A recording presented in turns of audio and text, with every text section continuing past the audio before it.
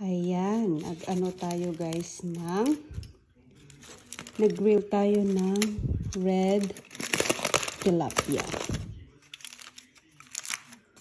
Mainit-init pa siya. Oh, juicy. Mainit. Oh, diba?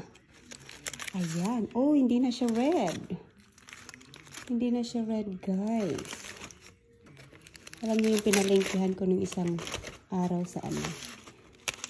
Ayan. So, yung ano niya, meron palaman. Ayan. Oh. Kita nyo yan? May kamatis, bawang, sibuyas, at luya, guys. Ang bango, guys. So, ayan yung kulay red natin. Hindi na siya red. Naging regular, parang ano na siya na tilapia.